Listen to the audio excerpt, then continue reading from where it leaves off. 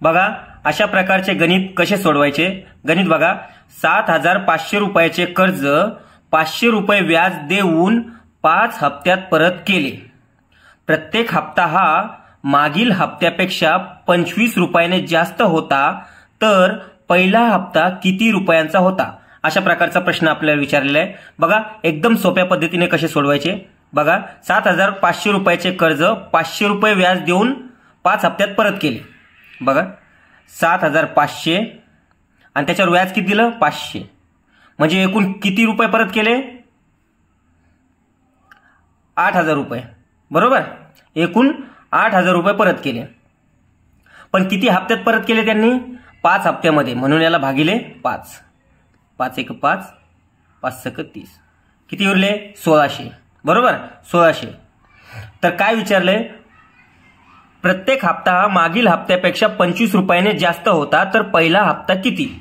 तर टोटल हप्ते किती आहे? 5, बरोबर। आणि प्रत्येक हप्ता 25 रुपयाने जास्त होता, हा झाला आपला मधला हप्ता, बरोबर। याच्या अलीकडचे हप्ते आणि इकडे 2 हप्ते, म्हणजे एकूण 5 हप्ते होतील। इकडे 2 हप्ते आणि इकडे 2 हप्ते। आता हे प्रत्येक हप्ता किती? 25 रुपयाने जास्त होता। आपल्याला अगोदरचे हप्ते काढायचे, म्हणून याच्यातून 25 वजा करायचे।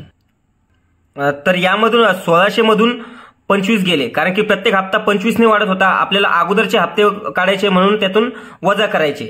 तर अगोदरचा हप्ता कितीचा असेल? बघा 1575चा, याच्यात 25 मिळाल्यावर 1600 होतात, बरोबर। मग याच्या अगोदरचा हप्ता कितीचा असेल? 1550 रुपयाचा। हे किती झाले? एक हप्ता, 2 हप्ता, हा तिसरा हप्ता, आणि याच्या पुढे अजून 2 हप्ते वाढवायचे आहेत। हे बघा, मग हे 1625 आणि मग पुढचा हप्ता 1650। बघा एकूण 5 हप्ते झाले, 1 2 3 4 5। आपण मधला हप्ता काढून घेतला आणि त्याच्या अगोदरचे 2 हप्ते आणि पुढचे 2 हप्ते। तर आपल्याला काय विचारलंय? पहिला हप्ता किती रुपयांचा होता? तर पहिला हप्ता 1550 रुपयाचा होता। बघा एकदम सोप्या पद्धतीने तुम्ही परत एकदा व्हिडिओ पहा, तुम्हाला कळेल। प्रश्नामध्ये तुम्हाला दुसरा, तिसरा, चौथा, पाचवा कोणताही हप्ता विचारला तरी तुम्हाला काढता येईल या पद्धतीने। ओके।